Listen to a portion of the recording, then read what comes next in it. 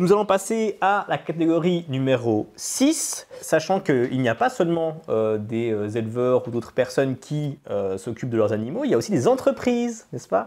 Des entreprises qui sont mises à l'honneur ce soir d'ailleurs par une sixième catégorie qu'on a sobrement intitulée Carewashing.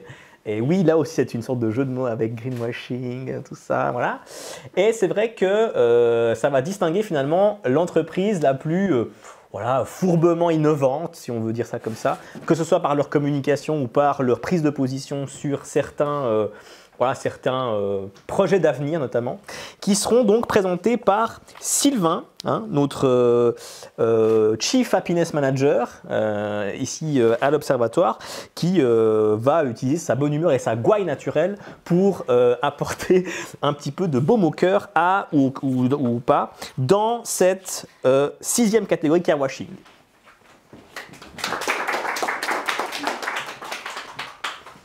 Alors, on va commencer tout de suite avec la première nominée dans cette catégorie Carewashing qui est Swiss Milk. Swiss Milk, je ne présente plus cette entreprise qui n'a jamais vu Lovely, la vache vedette de Swiss Milk.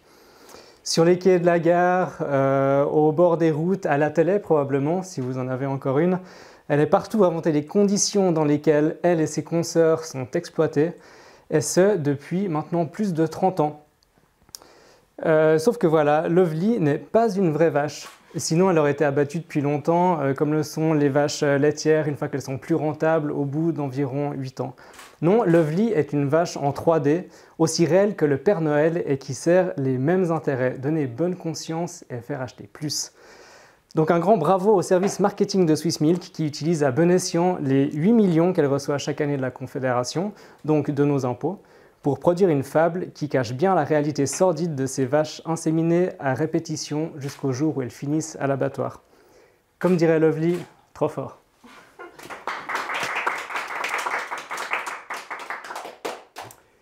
Deuxième nominée dans cette catégorie du carewashing, la COP avec son programme de parrainage de chèvres.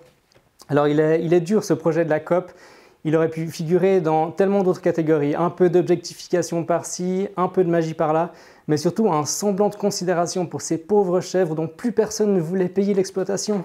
La solution, un parrainage généreux pour payer le camp de vacances de ces animaux probablement heureux de passer l'été à la montagne, avant que leurs petits finissent à l'abattoir.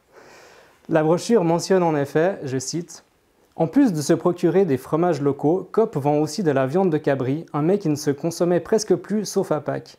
Depuis que certains magasins Coop proposent du cabri, la tendance a évolué. Les chèvres ont le potentiel de devenir une deuxième filière d'exploitation. » Fin de citation. À la fin de l'été, les parrains et marraines reçoivent par la poste un fromage de chèvre ainsi qu'une photo de leur filleule. La brochure n'indique pas si un supplément permet de recevoir aussi son cadavre.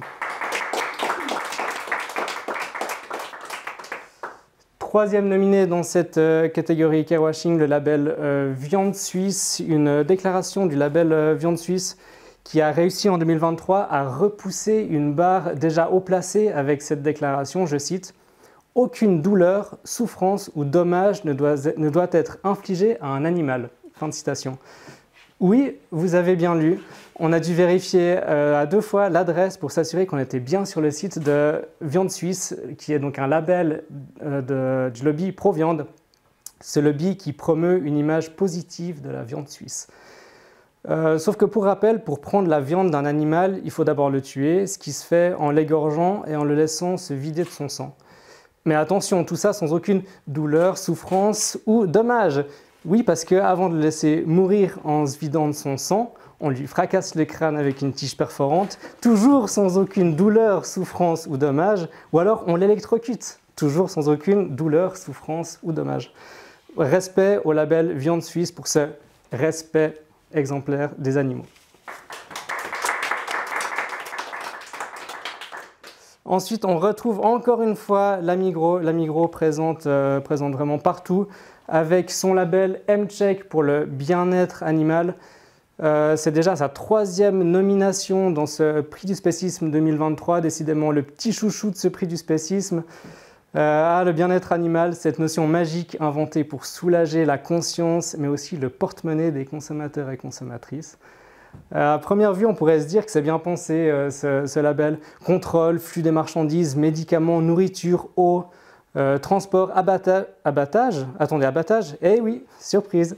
Sous le vernis de la mention de bien-être animal se trouve la réalité sordide des abattoirs où des individus résistent de toute leur force pour ne pas être forcés, poussés, projetés, frappés, égorgés, tués, éviscérés, découpés.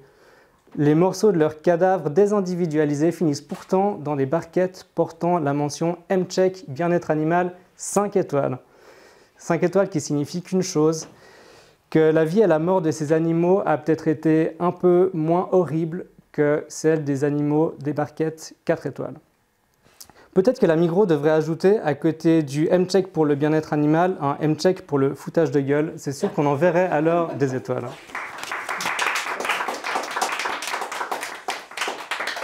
Et l'entreprise gagnante de cette catégorie du Carewashing 2023 est...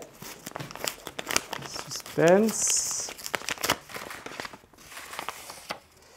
C'est le label Viande Suisse avec...